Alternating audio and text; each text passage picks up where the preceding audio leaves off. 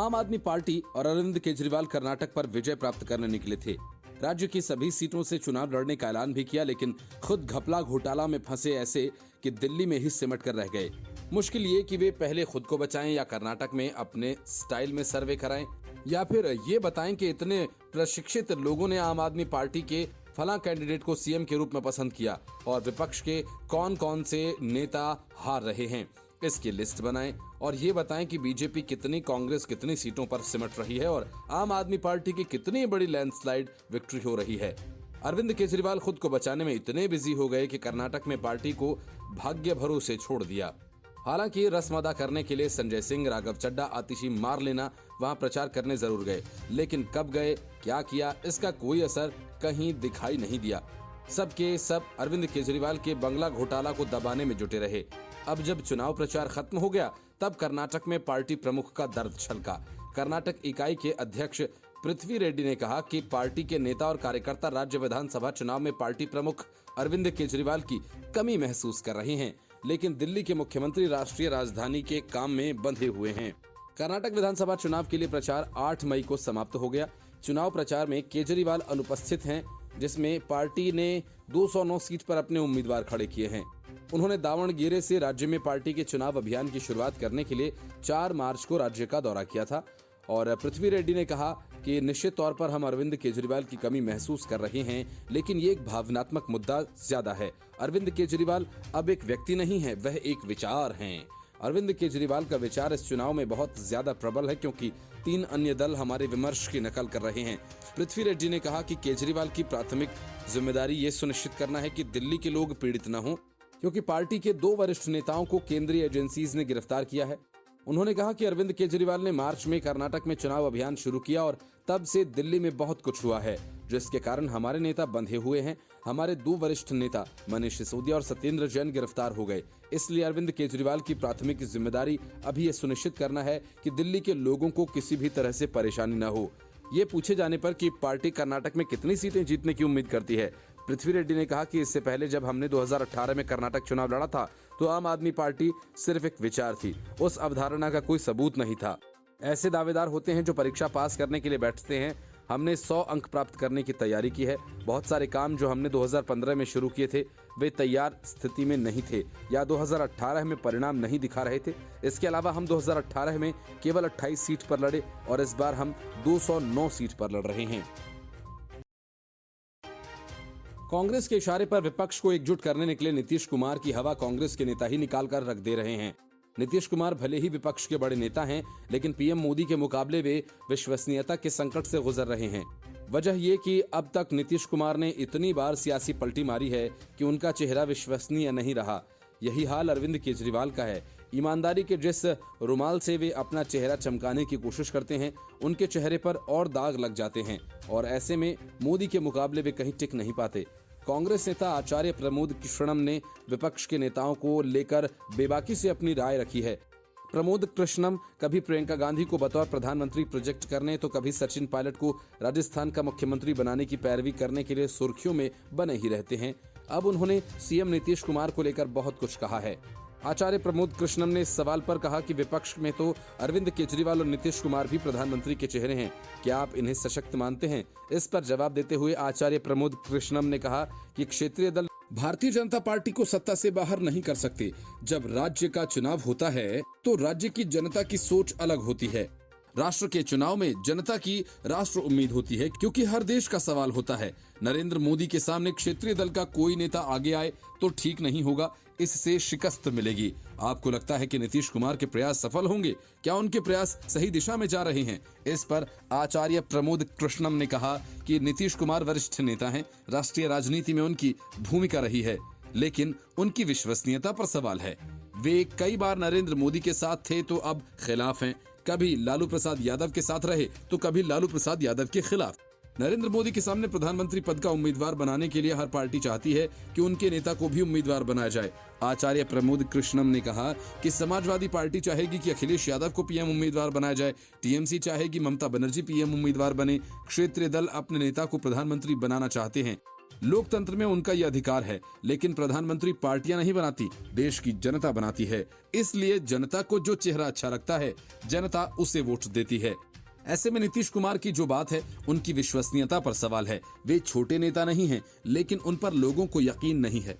अगर ऐसा व्यक्ति प्रधानमंत्री उम्मीदवार बने जिसकी विश्वसनीयता पर ही सवाल हो, वह नरेंद्र मोदी को शिकस्त कैसे देगा?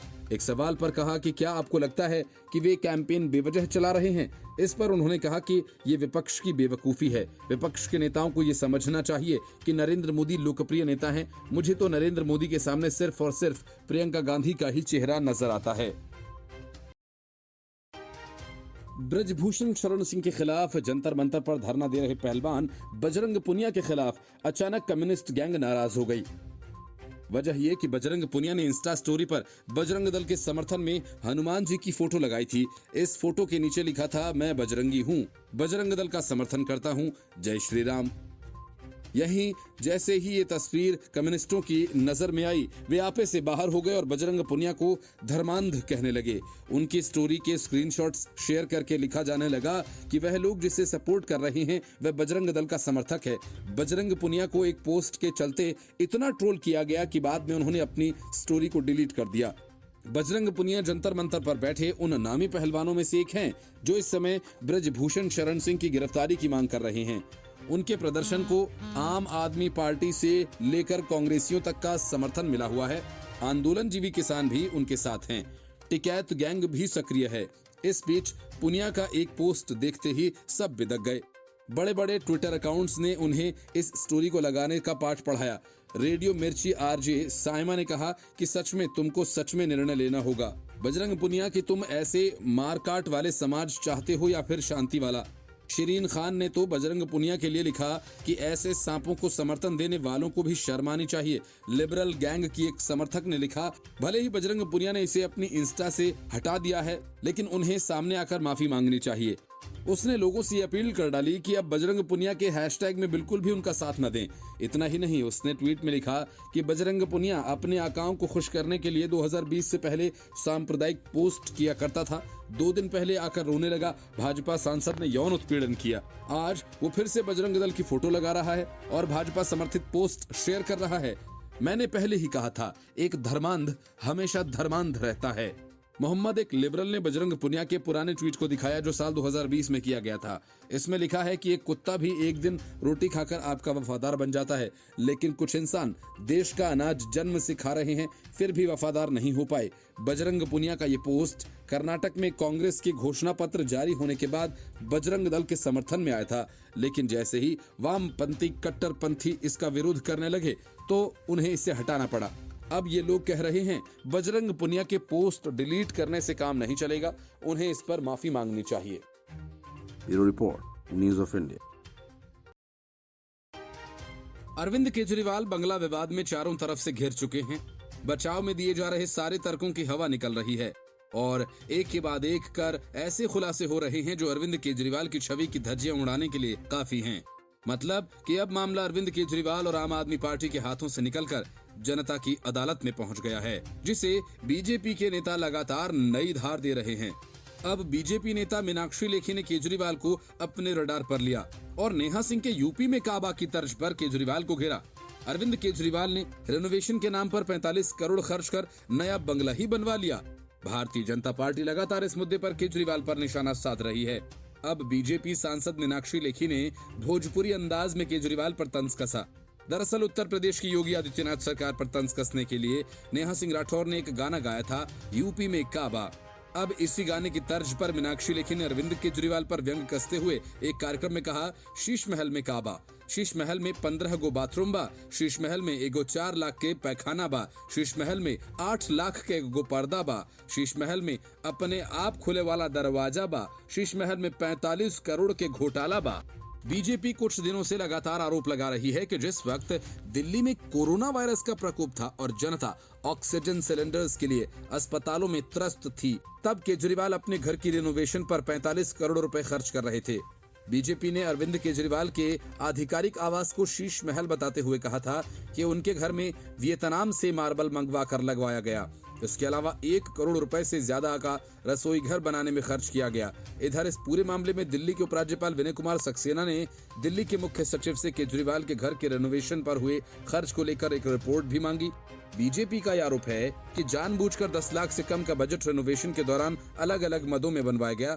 बीजेपी का आरोप है कि जनता के पैसे का इस्तेमाल केजरीवाल घर की रेनोवेशन के लिए कर रहे हैं।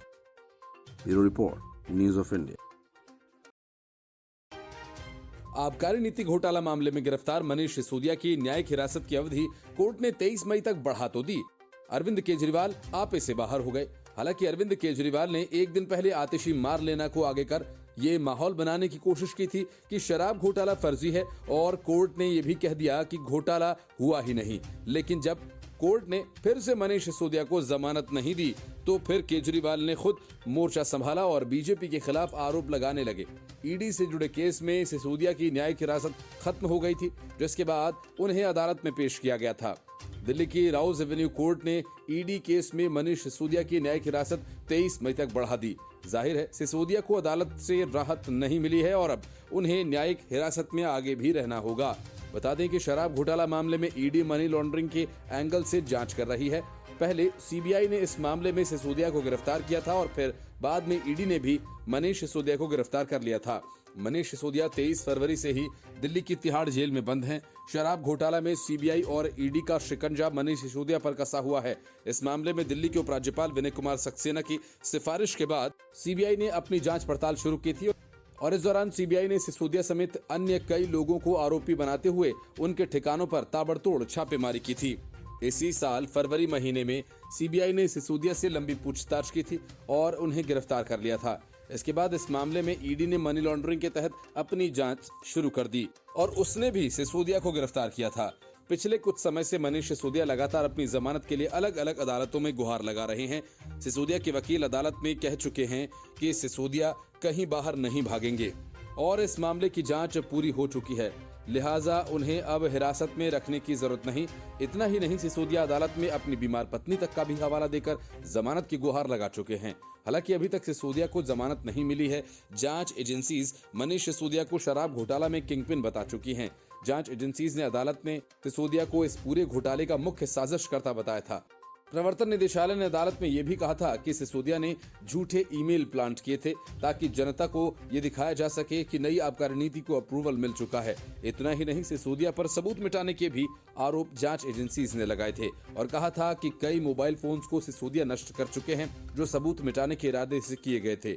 जांच एजेंसीज अब तक लगातार मनीष सिसोदिया की जमानत का विरोध करती आई हैं और ये तर्क देती आई हैं कि इससे जांच प्रभावित हो सकती है। Bureau Report, News of India. आम आदमी पार्टी मनीष सिसोदिया जमानत के लिए तड़प रही है और इसके लिए अपनी पत्नी की बीमारी की सच्ची झूठी कहानी वे कोर्ट को कई बार सुना चुके हैं, लेकिन जमानत है कि मिलती नहीं। जब जब कोर्ट मनीष सिसोदिया की जमानत की अर्जी को टालती है तब तब अरविंद केजरीवाल और उनकी भोंपू मंडली सियासी हुड़दंग शुरू कर देते हैं। आतिशी मार लेना और फिर अरविंद केजरीवाल, संजय सिंह सामने आए और कहा कि शराब घोटाला फर्जी है। पीएम मोदी और बीजेपी पर तमाम तोहमतें लगाई, लेकिन इस चक्कर में संजय सिंह को सोशल मीडिया पर लोगों ने ट्रोल करना शुरू कर दिया। असल में संजय सिंह ने अपनी कुल सियासी हैसियत संजय सिंह प्रेस कॉन्फ्रेंस कर कहा कि प्रधानमंत्री को चुल्लू भर पानी में नाक रगड़कर अरविंद केजरीवाल से माफी मांगनी चाहिए। संजय सिंह के इस बयान को आम आदमी पार्टी ने अपने आधिकारिक ट्विटर अकाउंट पर शेयर कर दिया, जिस पर लोगों की प्रतिक्रियाएं सामने आ रही हैं।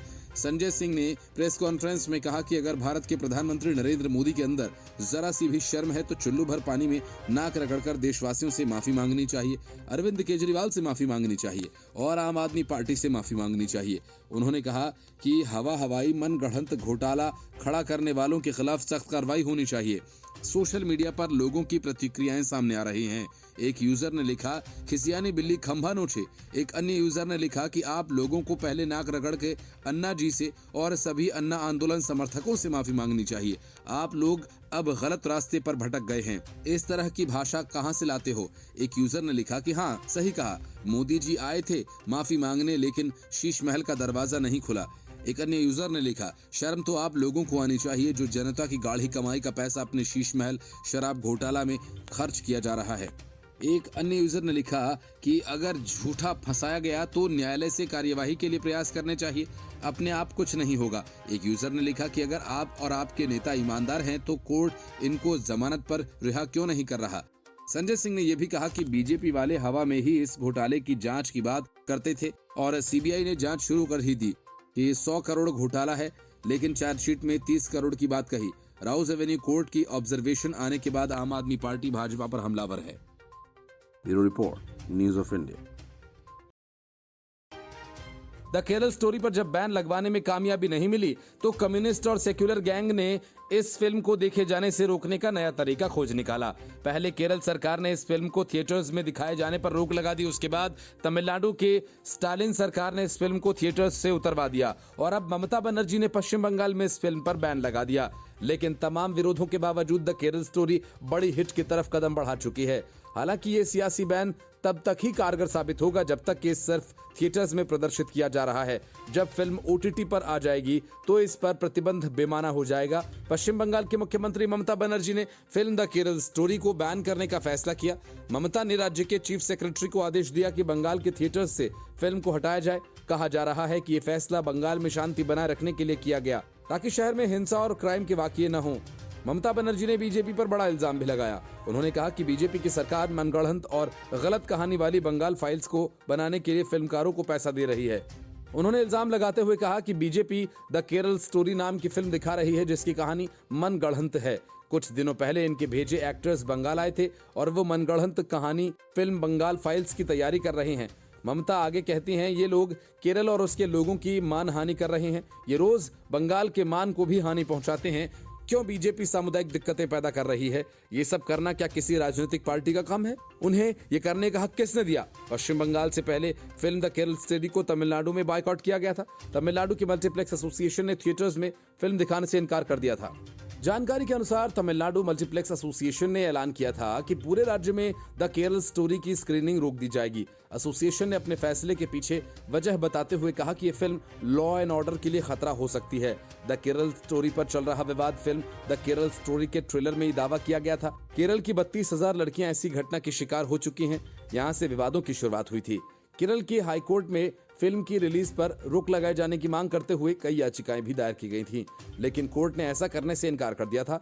केस की सुनवाई के दौरान ही मेकर्स ने कोर्ट से कहा था कि वे अपने सोशल मीडिया अकाउंट से लाइन हटा दें जो केरल में 32,000 लड़कियों की ISIS में भर्ती होने का दावा करती है, लेकिन रिलीज के बाद भी फिल्म विवादों से दूर नहीं हो पा रही है। Bureau report, news of India.